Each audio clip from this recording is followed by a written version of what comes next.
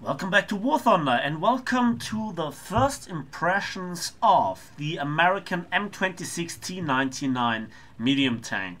And this is not directly the most expensive tank in War Thunder, but it's the most expensive tank to get. What do you mean? Well, the price of the M26 T99 as a 6.7 American rank 4 medium tank is 5,990 golden eagles. That's a lot of money, okay? And before that, you have to purchase the Calliope, which is the most expensive tank in the game, with 9,740 golden eagles.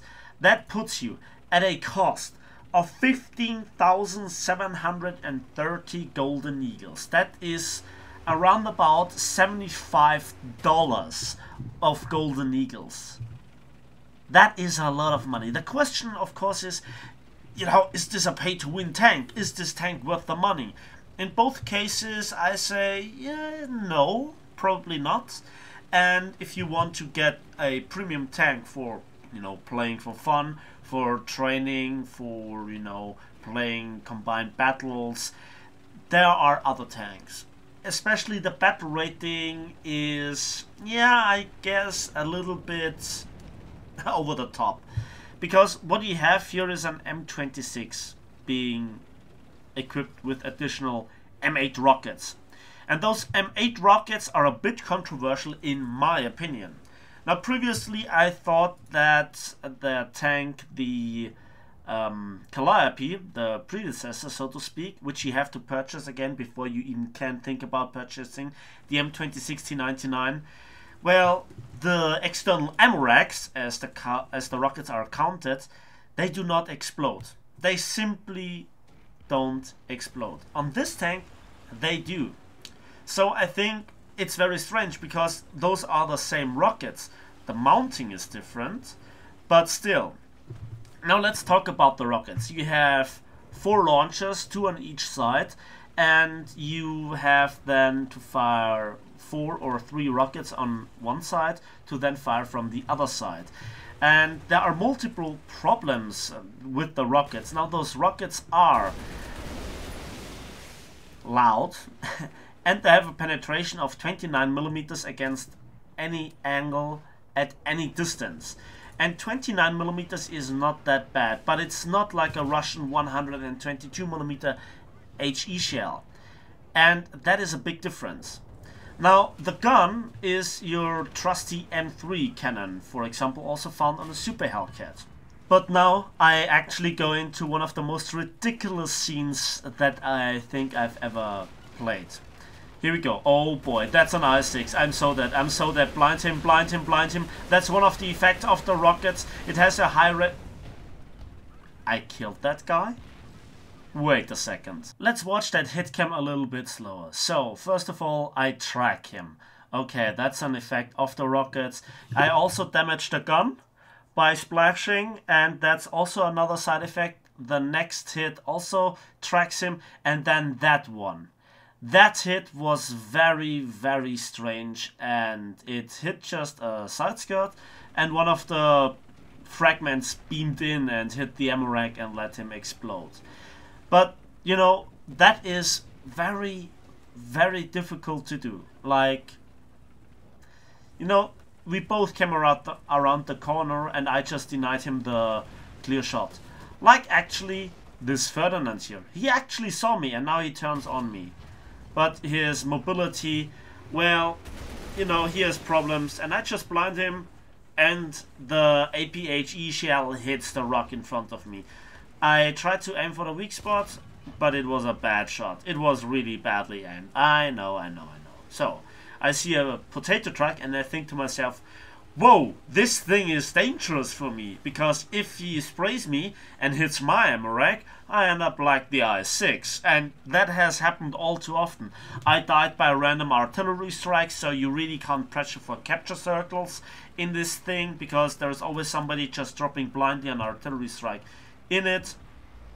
And yeah, also if somebody just hits your upper plate and you have the luck of it ricocheting, it, you know, it produces still a lot of fragments, and usually you don't see that because those fragments are not strong enough to damage your gun barrel, they are not strong enough to do damage to your tracks, so they don't show up. However, they will interact with the rockets and damage them. The funny thing is that those ammo racks are, you know, outer parts of the tank that you can repair. Same goes, I guess, for the Calliope, if I remember correctly. All that makes for a rather funny, you know, constellation. If those rockets don't blow up, I tried. Yeah, we all know that I tried to rocket that plane. Yeah, the elevation speed is like 4 degrees per second, like the gun, because it's direct linked to the gun for elevation, like on the Calliope. So nothing new there. I tried to loop the rockets over the ridgeline, but I don't have too many rockets to waste right now. Now, one of the things that I recognized is that people actually knew about those rockets, and you know, you have 44 of them. So when you try to empty your outer ammo racks, you know, why then just try to purchase the M26 T99 if you can have the M26 Tiger with a heat shell at the same battle rating for much less money, you know, or even the M26 E1. I mean, the M46 Tiger got a recent buff to the heat shell, and now I think I need to I need to have a look at it. Then at 6.7 there's also the T99. I mean, this tank needs no further introduction. There's also the Super Hellcat. Made a tank review on that thing. Fantastic, yeah, assassin, flanker, and all that. Even the T28, I guess, will be more reliable than, you know, the M26 T99. Everything can kill you, even machine gun fire.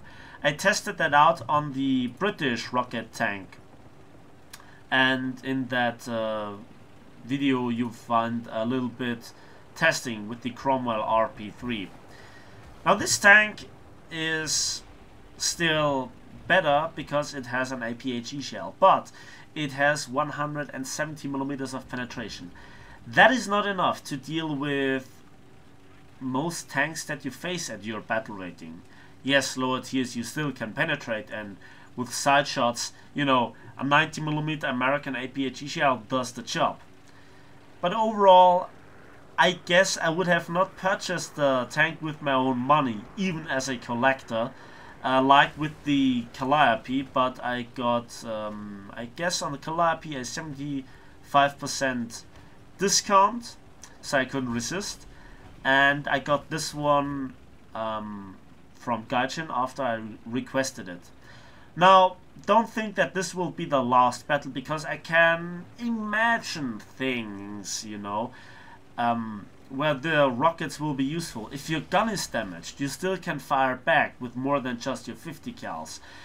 You know, you can make an instant smoke screen or blind the enemy over a certain distance, and maybe even shell shock them. You also could see that I could track him, and maybe if it would have been a thinner barrel, I could have taken out his gun. I have no idea where that shell came from. Still today, even with the replay, I did not know where that shell came from. Never mind. I guess it's a good thing that friendly fire in Tank RP is now disabled, as, you know, tanks try to shoot at each other in the beginning of the match to just kill the time for, you know, driving into the combat zone. If that wouldn't be disabled, you know, it kind of would blow me up very often right at the start of the battle. The one thing that I don't know is why this bomb didn't kill me. Maybe it was a friendly one. And then look at this scene. This is a Sture Emil, and it has the ammo racks right on the side. Right on the side. And now I shoot at the side of the tank. I actually hit him there, but the problem is that side actually has 30 millimeters of armor, I should have aimed between the tracks where the armor is just 20 millimeters. So yeah, at this moment I kind of misaimed and I finished him off with a gun to get my 4th kill. So yeah, the tank, I mean, it really can't do too much that another tank can't do better. Like with the heat shell of the M26, I might have also killed the IS-6. It has no stabilizer, the reload of the main gun is nothing special, it's right where the other tanks are. And before I end the video and show you the results, I want to show you this scene here. And you will not believe what's happening. So, my M46 Tiger friend gets blown apart. And I just tried to rocket this tank, but my left rocket launcher was aimed at the turret of my destroyed allied, and I actually blew myself up with the rockets. So I actually got a crew log for that.